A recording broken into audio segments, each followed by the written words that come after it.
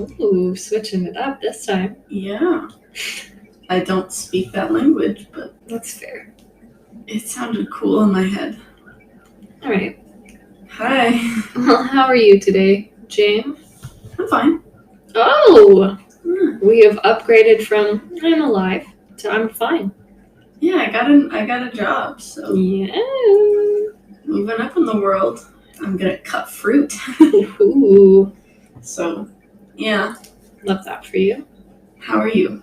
Good. I still have 3 jobs plus this podcast. So I'm so awake right now. On your 3 hours of sleep? Yeah. Feeling good. Yeah. Living the dream, you know? Of course. Yeah, no major life updates this time. We made a jump from it's my birthday, we live together, everything's new, we got a microphone, to, yep, everything's back to normal. Yeah. Oh, we got our first hate comment. Oh, yeah. That was exciting. On our YouTube channel. Yeah, so shout out to that lady. Can't wait to listen to your podcast. Oh, wait. Yeah, apparently we were too funny and we have too much fun when recording. Yeah, sorry, guys. Yeah, we enjoy each other's company too much, and that is clearly an issue. So we will really try and tone it down. God, you're insufferable. Take some coffee.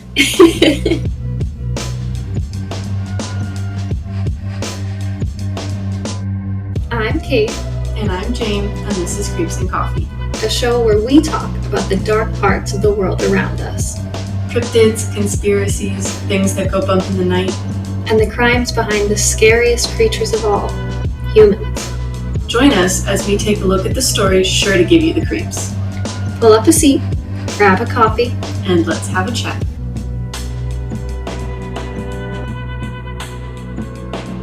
This week, we thought we would give you guys a bit of a break from the history that I suffocated all of you with last time. Yeah. Sorry about that, but also thank you so much for letting me do it. But we thought we would take a deep dive into a creepier case. Dive into probably one of the scariest supernatural phenomena that I've ever looked into. Yeah, Caitlin has, if you've listened to previous episodes, have refused to do an episode. I finally convinced her to do an episode on Skinwalkers. Here's the thing. There are 3 supernatural things that scare me to no end. Mm-hmm. Right, book? I don't even want to speak them into existence because they freak me out. But Skinwalkers is one of them. I'd say Skinwalker is like number 2. Well, actually, I'd say 2 and 3 are at the same level. Number 1, I can't even You have to tell me. You know exactly what it is. Is it the ocean? No. Aliens? No. Cthulhu? Why would Cthulhu, of all things? I don't know. It's eyes. Mm-hmm. Oh, the don't even. Got it. No. Anyway, so that's never going to happen. But I compromised with Jamie. Yeah. And I was like, okay, Skinwalkers I can do. Yeah. I don't like the thought of them. Yeah. I chose to, as a surprise to no one, look more into the historical side of things. Yes. And look at it as a historical adventure rather than a terrifying one. Yeah. But it is scary. Yep, it is. Just to briefly explain, Skinwalkers, if you don't know, which I would be shocked if you didn't know what they were, are humans or like witches who are able to shapeshift into various animal forms through witchcraft. Although I will put a disclaimer, we are not of Navajo ancestry, nor have we met any Skinwalkers. So we are by all means not experts. We just looked all this stuff up online. So I've read a lot of interesting papers and books about it. Okay. Which I think is what leads me to be as freaked out by it. Yeah. So we're not experts. Sorry, we haven't met one, and we don't have traditional stories. I hope to God I never do. Oh. Yeah, I don't want to. Oh. But yeah, this legend has a lot of different roots in a lot of different like Native American cultures. Mm-hmm. But specifically in the Navajo culture, it's very well known. And there are different types of skinwalkers. So I'm sorry for pronouncing this wrong. I'm doing my best. There are 2 different types of Skinwalkers in the Navajo language. I'm going to try to pronounce them. I'm sorry. So there's one called naaldlooshii. That means Skinwalker, and it translates literally to, with it he goes on all fours. Human turns into animal, runs on all fours. And then there's another one called Nihodilhil. I don't know if I pronounced that right. I would like everyone to know that just as an insight in Jamie's brain right now. God. She doesn't have notes on how to pronounce these things, but for the Hopi people, she made a comment on the side of our shared Google Doc and wrote Hopi, Hoepee. Because I didn't want to say Hoppy by accident and not catch it. Right. So I just need people to know that. It's not my fault. I can't help it. Anyway, different names for Skinwalkers. Where did you first hear about Skinwalkers? Honestly, probably from Reddit. Or like, I think when I was younger, I watched a YouTube video on it, and they were like, oh, Skinwalker followed me home, or like, there was a Skinwalker in my backyard. A lot of like, wives' tales, I guess. Yeah. They gotta stem from somewhere. That is very true. I think I, in a very similar vein, probably first heard about it in like a Reddit post or something. But the first time I ever actually looked into it was, surprise, an episode of Astonishing Legends, where they were talking about a book called The Hunt for Skinwalker Ranch. Yeah, there's a documentary about that too. There's also, I think there's a series on Amazon about it right now. Yeah. But Sherman Ranch, which is more popularly known as the Skinwalker Ranch, is a wild place. So, long story short, 1966, there were a couple of outsiders, meaning people not of Navajo descent, that were introduced to the legend of Skinwalkers after basically just a shit ton of insane, inexplicable events. Yeah. So Terry Sherman and his wife bought this ranch, which is why it's called Sherman Ranch, and they basically ran into a bunch of random animals that they didn't consider animals.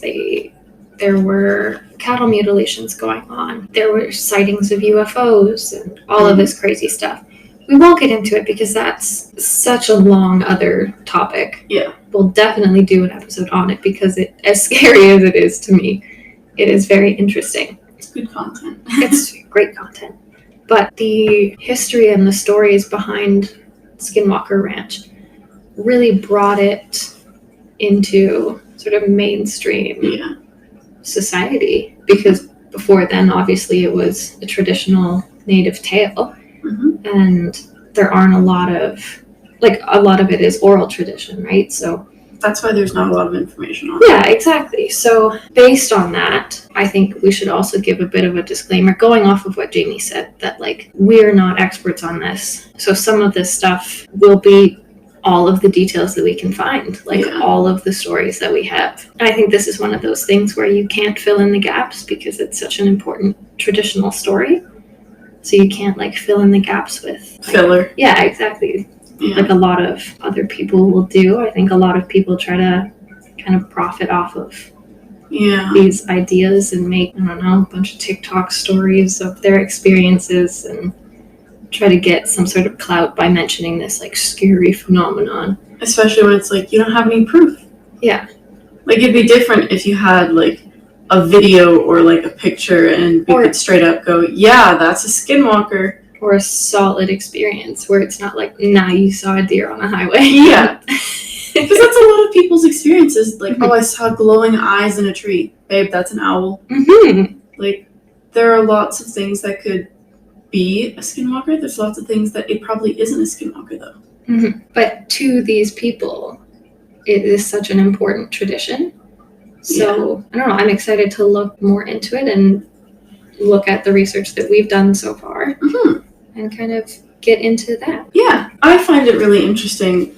Surprise, I thought the history was this interesting in this. Yeah. Oh my god, this is the best day of my life. I know, I'm shocked as you are. Because usually I'm like, give me just the gory details. I want the scary parts. Don't give me the history.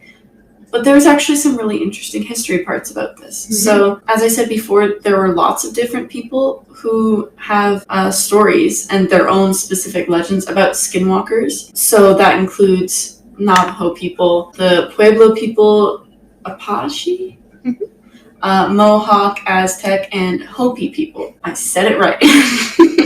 And I thought it was really interesting that some traditions believe very different theories on like how skinwalkers are created, born, made, become skinwalkers. But one interesting one that I found was that they believe that a medicine man starts abusing the power of magic and starts using it for evil, which, I mean, a man abusing power?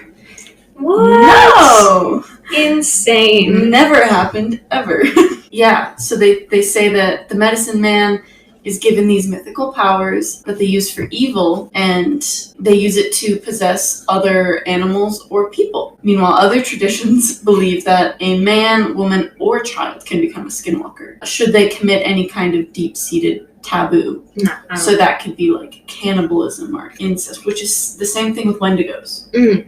So, just one of the many reasons not to cannibalize or incest people.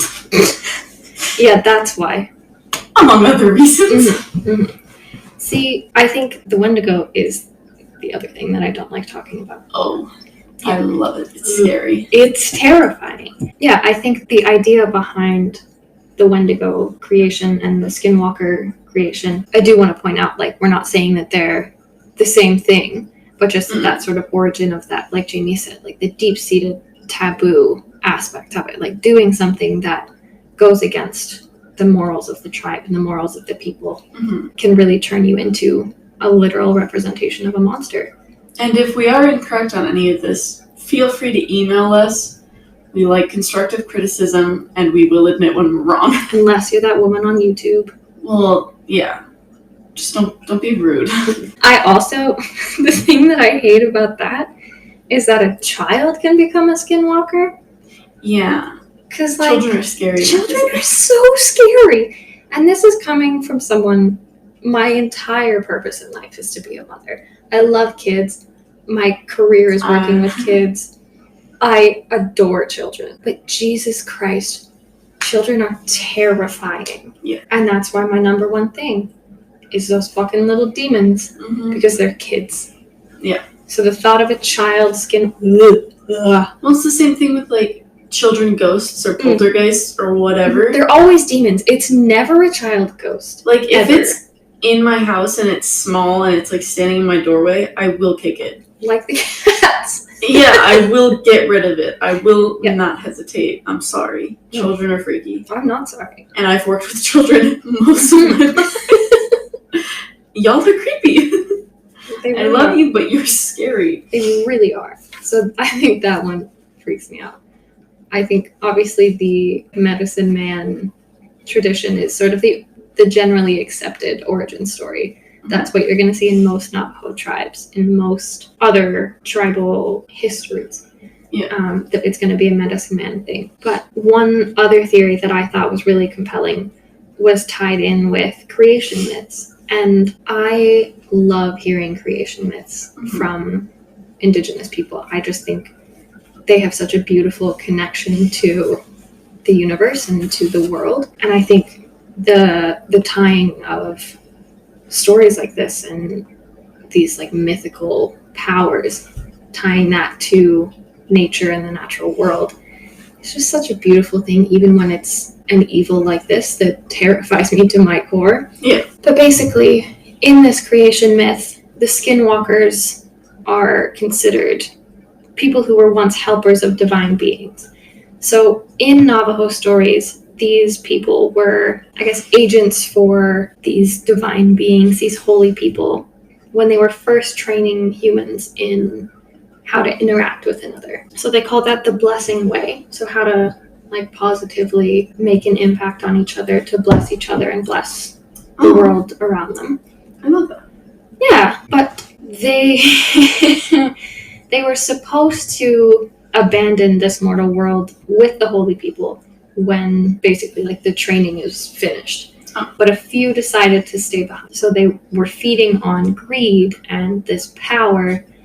So what they did was stay in the mortal plane and corrupt the power that the holy people gave them, which again, in a similar way to the medicine man turning to black magic, transformed them into these like evil half gods. It's like semi-divine beings. Yeah. So it's a really fascinating story and very similar to the generally believed origins of the Skinwalker tradition. But some tribes do differentiate between these semi-divine beings whose name I cannot pronounce and will not attempt. And Skinwalkers. Naaldlooshii. Naaldlooshii? That seemed like that's what my gut is telling me, but I already know that that's incorrect. Oh, okay. So they differentiate between them and Skinwalkers. So those beings are more considered the equivalent of like a fallen angel to the native people, while a Skinwalker would be considered a mortal person, so that medicine man who trained in the art of magic and then ended up with black magic instead. Oof. So there's a little bit of a difference between them, but some tribes do have that as the same thing. Okay. Yeah. Take it. Yeah. So, as per usual, I like to describe the beings so y'all can visualize it and be scared when we discuss further. That's a little messed up, but Nah. I'm back to the gory details. So, you can also go check out some pictures on our Instagram. We will already have posted a picture or a few on our Instagram when this comes up. The pictures are scary. Not gonna lie. They really are. And like, even if they're just folklore, still scary. Still some good pictures for nightmares. Can 100% confirm that one. Yeah, so Skinwalkers are usually described as naked. Naked, oh my god. I'm sorry. Shut up. Except sometimes they can also be covered in a wolf skin or a fur of some type. Could be coyote. The Navajo describe it as mutated versions of an animal, so they don't look quite right. Because the skin is usually just like a quote-unquote mask. If you ever worn a skin mask, let us know. Because... No.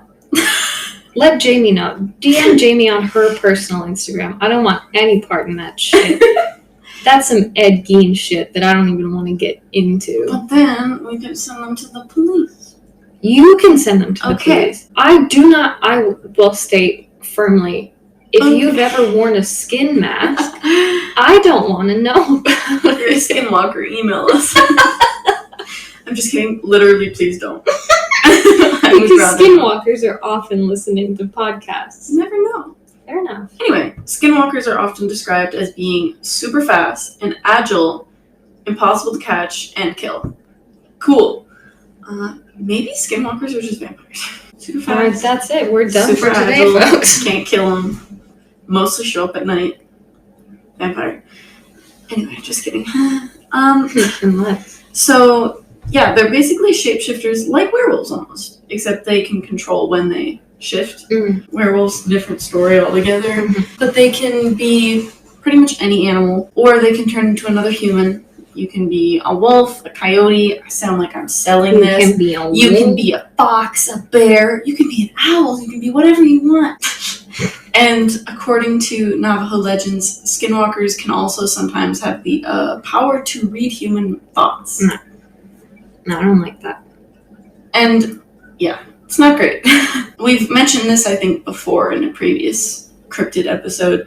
They have the ability to mimic any human or animal noise, which is what we mentioned before. Like, if you hear somebody's voice in the woods, you're like, is that my dad? Why would he be in the wood? He passed away 10 years ago, but you hear your father's voice calling to you. That's a Skinwalker.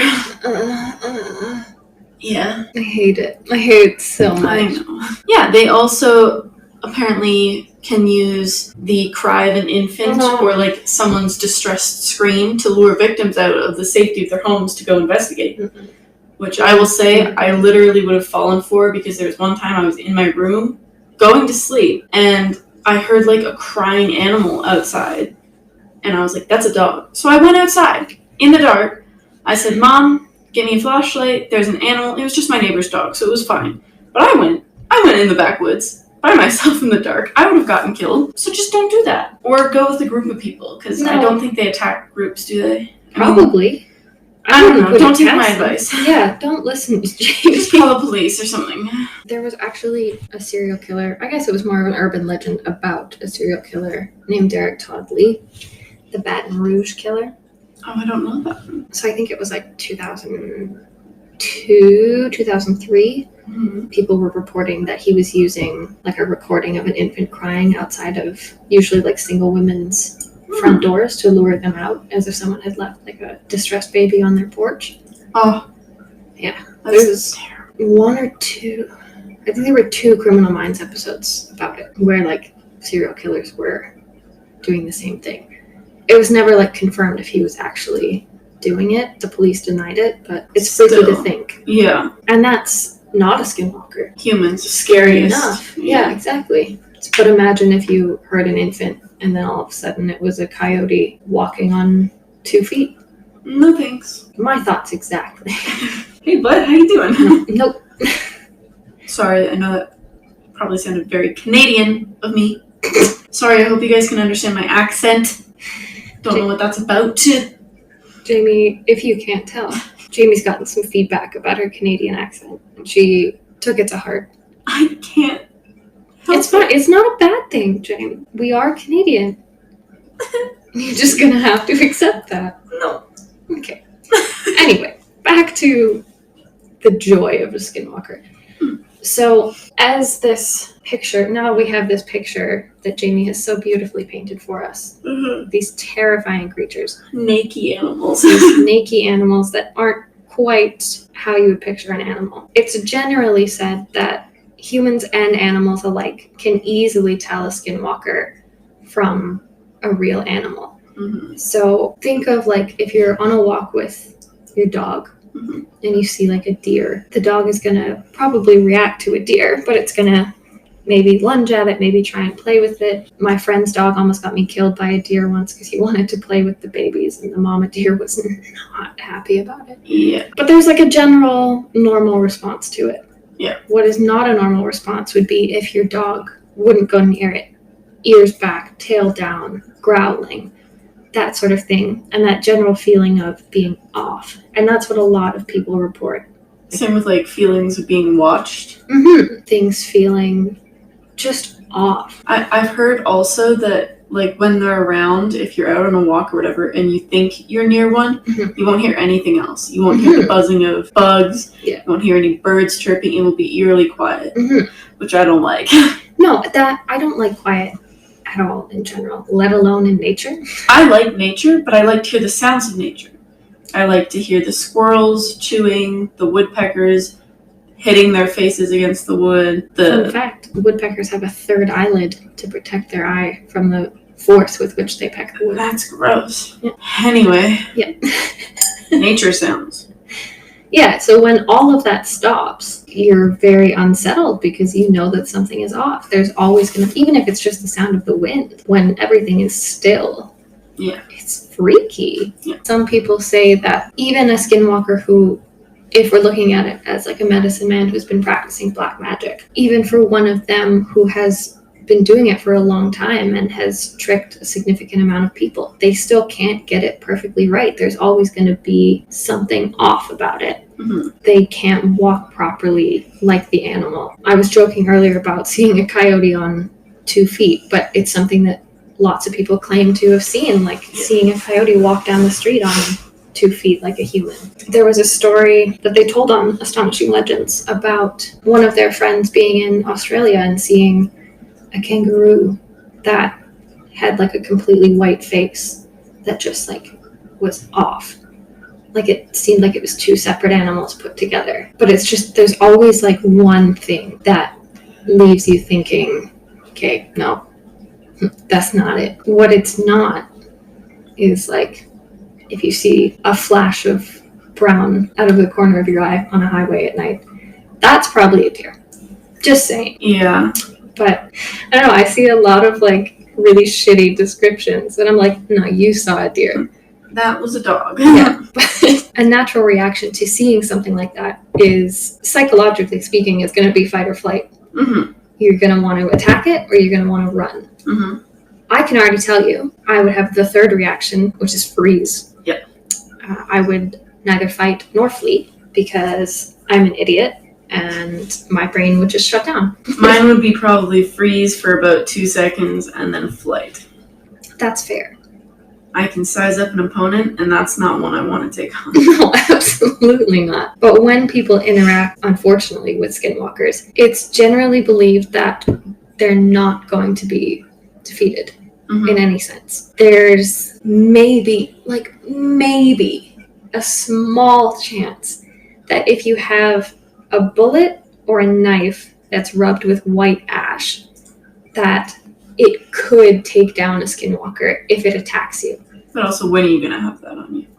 Who just carries that around? Someone looking to pick a fight with a skinwalker. I mean, I might start carrying it around just in case. Like, even the Navajo say that is a 5% chance of actually stopping it. And one of the only real opportunities that is generally given in traditional stories is to find out the identity of the skinwalker. Mm-hmm. So in the origin story of the skinwalker being a medicine man, that's a person. That's someone in the community that people are aware of, that people interact with, even though they are more outsiders, sort of like the black sheep of the community. They're still people that are known. So finding out who that person is when they're not in human form is integral to shutting down their actions of black magic and as a skinwalker. It really freaks me out to think that there's some stories in Navajo tradition where skinwalkers will be injured, obviously not taken down, but like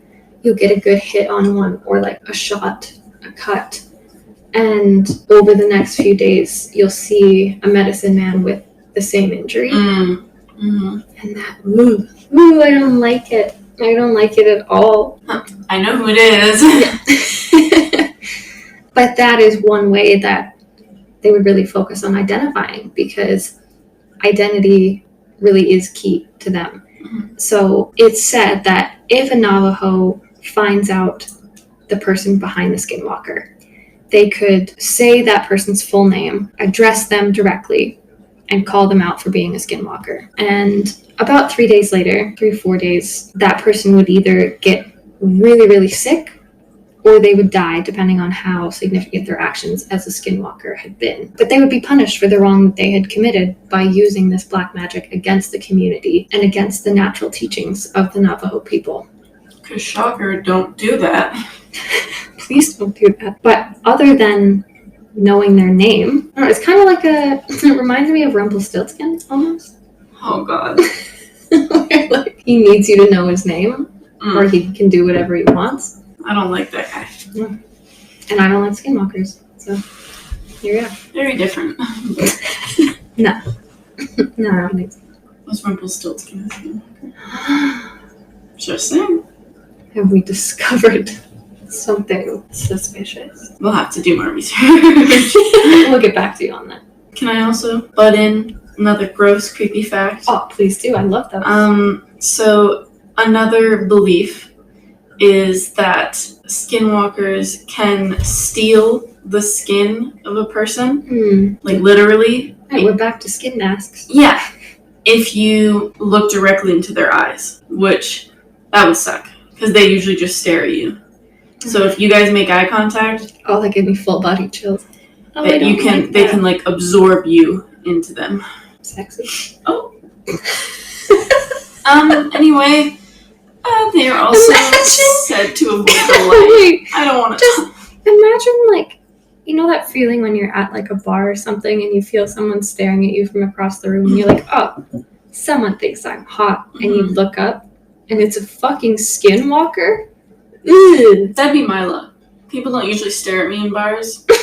So with my luck, I'd be like, oh my god, finally someone thinks I'm hot, and I'll turn around. And it's a coyote sitting at the bar. Bow tie. Just, hey, I'm gonna absorb you now. Ooh. At least buy me dinner first. Oh, dear God. Well, and they also avoid light, so they hang out at night. And they're at bars. Anyway, moving on. This got weird. It's also said that their eyes glow when in human form.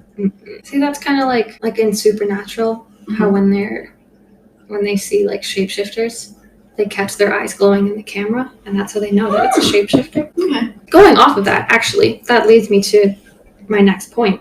There's lots of mention in pop culture about skinwalkers. I don't remember if Supernatural explicitly talks about them. I know they do have an episode on Wendigos. I know they talk about shapeshifting. I don't know if they actually talk about skinwalkers explicitly. But that sort of idea. The TV show Grimm talks about them. Like we talked about, there's the series about Skinwalker Ranch. Yeah. There's a movie about Skinwalker Ranch. Of all people, J.K. Rowling, what a lady. Yeah. She posted a thing online about native wizards and their abilities to use black magic, and tried to sort of link that into the Harry Potter universe, but just did it in such a fucking stupid, insensitive way that only J.K. Rowling knows how to do. Yeah, love Harry Potter, but J.K. Rowling, Yep. Other thoughts. But lots of mention in pop culture like that, and even further discussion is online, like Jamie and I talked about, like on Reddit, like in podcasts, like we're doing right now, like Astonishing Legends. So many podcasts. It's an interesting thing to us, but it really should be recognized that even though we're discussing it and it's a fascinating thing for us, Indigenous people are incredibly hesitant to discuss things like that. They don't like to discuss oral tradition outside of their own people. And they have every right to. And yeah, absolutely. They have every right to hold on to the legends that have really been tried to be taken away from them for centuries. But even beyond that, if you look at the significance of it for them, they have this firm belief that talking about evil opens oneself up to this darkness and negativity, and has a better chance of bringing that negative energy and that evil power into their lives. So if you are presented with an opportunity to speak to a Navajo person, please don't force them to talk. Don't ask them questions about it that are insensitive. Don't give your own opinion on what you think a skinwalker is. Like all that stuff. It's great to have the discussion. It's cool to research and talk about, but please be respectful. Don't be dumb. Yeah, don't be dumb. That's a general life advice for you. Don't be dumb. And this is Skinwalkers for Dummies.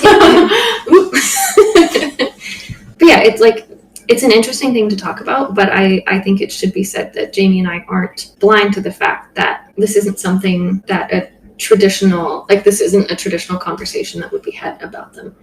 That similar idea is why I refuse to talk about the thing that scares me the most. Because I agree with them. I think talking about these negative things and putting that energy into the world sort of calls it to you. Yeah. Which is why I didn't want to do this episode. But oh well. But no, I think I just wanted to kind of throw that in there. It's great that we're painting this picture and it's super interesting to talk about.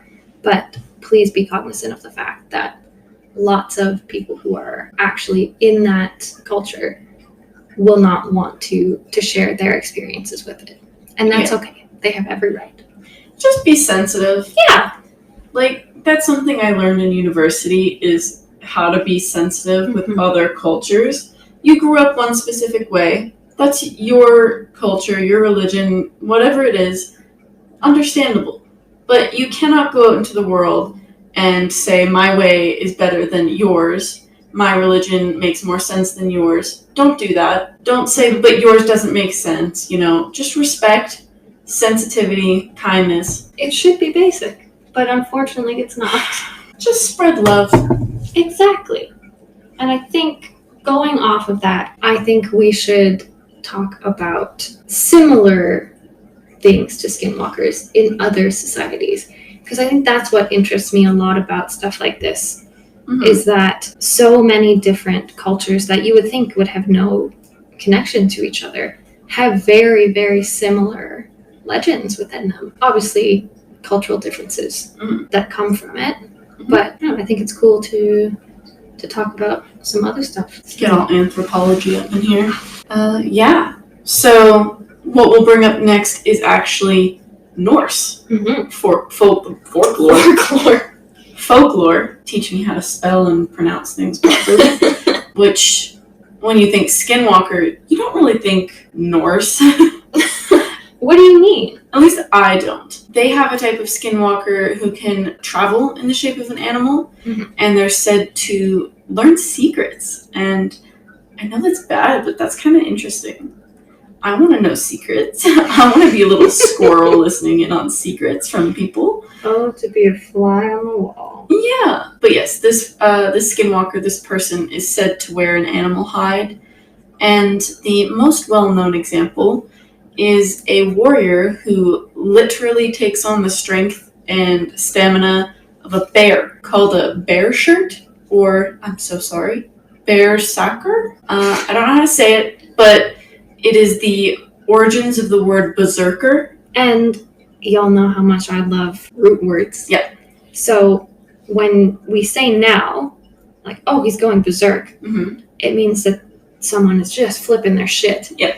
So the origin of it from a Norse language perspective, to go berserk, obviously they wouldn't say go berserk, they would say it in their language, but it meant to change form. Into a bear. Boom. Boom. Yeah, there's also wolf-based warriors who are called wolf coats, or I can't even pronounce this one. Olfehonar? I think you nailed it. I think that's. I don't think I did. I'm sorry. To all of our North. There's like a symbol above the O that I don't recognize. I can barely speak English. Anyway, so apparently they have the battle rage of the animal spirits, and yeah, these warriors have the ability to send out their soul in the form of an animal, which is cool. And it's a practice called Hamfarir or Shape Journey. I think this is going downhill for Let's go with Shape Journey. I think Yeah. that's. There was bear, there was wolf, but there was also boar. Ooh. I've Like never. Timon from The Lion King. Yeah. Or is it Pumbaa? Is Pumbaa the It's meerkat? Pumbaa. It's Pumbaa. Oh, Thank you. But that yes, was unforgivable. like Pumbaa. I think my issue there is I never think of Pumbaa as, or like I never think of boars as intimidating creatures because I picture them like Pumbaa. Yeah. But then when you actually like do any research about boars, they're aggressive. Oh yeah, I've played video games where they chase you, and it's like, they're a lot bigger than you thought. Pause there. What? What video games are you playing? I don't remember what it was called, but you were in the wild, and you had like giant cougars, bears, and boars chasing you, and the boars are a lot bigger than you think. And they have tusks. They have huge tusks, and you will die if you encounter one.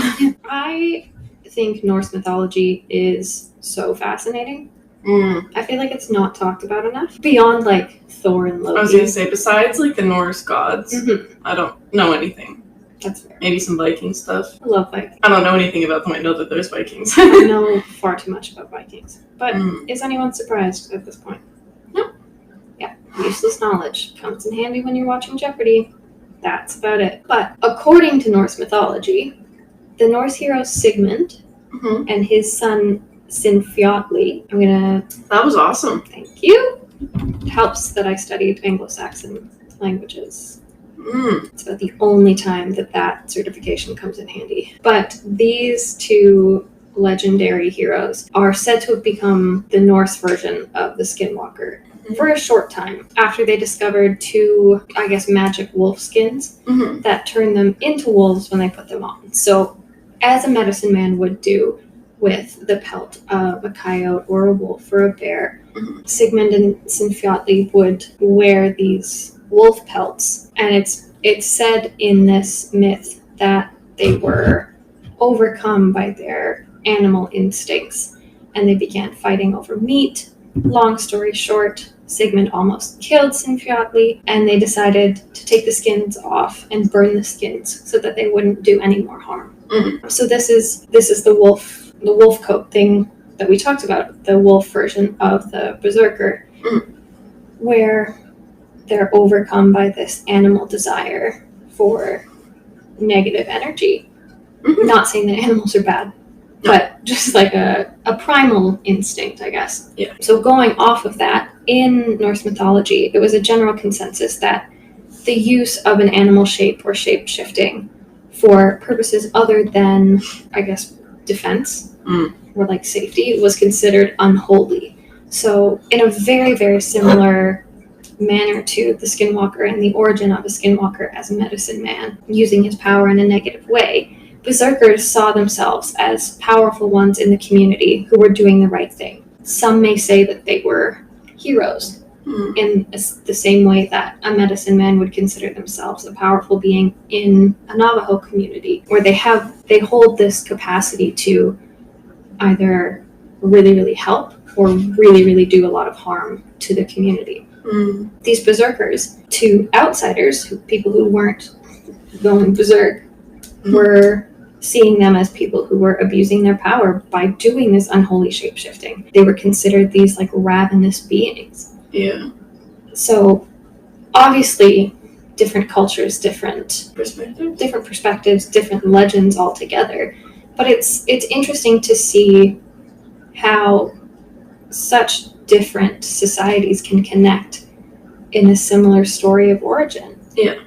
And I think that's what I like about looking at, I guess, historical perspectives, cultural perspectives. And that's why I like anthropology so much too, is because there really is more similarity than difference when it comes to societies. And I think a lot of people, we talked about this before, a lot of it turns into sort of an in-group, out-group bias, where people think that a legend has to come from one place, and especially with supernatural folklore, people think that it's sort of pulled out of thin air, couldn't be anything more than creative stories. But when you start to see the pattern of something like this repeating in societies all over the world for hundreds and hundreds of years, yeah, and societies that wouldn't necessarily interact, like, I suppose there's a good chance that Vikings would interact with native people in some places where they would pillage, but obviously they're not going to be hanging out all the time, right? Sorry, I just used my tutor voice on you there. I'm sorry, I just spilled tea all over myself. You're doing so good. But no, I think it's Is this gonna stay? No, it's tea. There's something to be said in it about connection between humans, I think. So at least there's something good that comes out of the horror that is Skinwalker. I'm glad you could find a bright side to that. Thank you. I really tried, because this shit is terrifying to me. I know. You faced your fear. I did. One of them. I did. It's the only fear that I'm gonna face. Alright guys, next episode is gonna be on Wendigos. You throw up? I'm just kidding. That would probably be more of like a solo episode if you were sick or dying or something. It's fine. Everything's fine. We'd love to hear what you guys think about the story of the Skinwalker, or any similar stories you may have, like a berserker, from a different culture, a different society. I think it'd be really interesting to hear your perspectives on it. We are super excited that this was a requested story from one of our good friends. Yeah. So should we name her? Shout out to Natalie. We love you, Natalie. We love you. We also love Natalie's cats. Yes. Her cats are long distance best friends with my cats. They've never met, but we think they'd love each other. I love them. They don't love me. It's fine. Welcome to cats. Yeah, most cats. Yeah. But yeah, so it was really cool to have another requested story, and I think this was, as terrifying as it was a fun one to do. Yeah. Thanks for listening again and putting up with our ramblings for another week. And we'll see you soon. As always, if you'd like to get in contact with us and share your opinion, put in a request, you can follow us on Instagram at Creeps and Coffee, on Twitter at Creeps and Coffee. Leave us a hate comment Mhm. on our YouTube, Creeps and Coffee. That only has 9 subscribers. Yeah, we're sorry. We're not famous and rich. Or if you'd like to help support the show, you can spread the word, or you can maybe possibly give us a donation at our Buy Me a Coffee page, which is buymeacoffee.com/creepsandcoffee. It helps us. It helps us get more equipment for this. It fuels our caffeine requirements. True. We are hoping to get a webcam soon, Mm-hmm. so that we can do visual for the YouTube channel. Yes. So You can see our beautiful faces.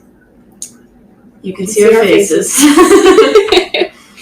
Yeah, we'd love to be able to put some more time and energy into this. So helping to support the show, in addition to some of the sponsors that we have, would be really, really great. Mhm. And we appreciate any sort of help, whether it's financial or just being an awesome person and listening.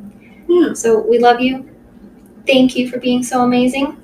And please don't wear a skin suit. Yeah. That's how you get arrested. Bye!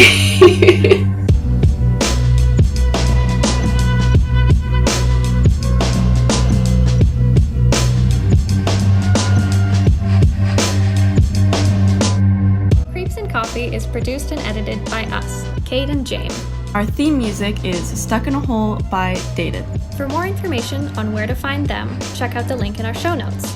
And to connect with us, follow us on Instagram and Twitter at Creeps and Coffee.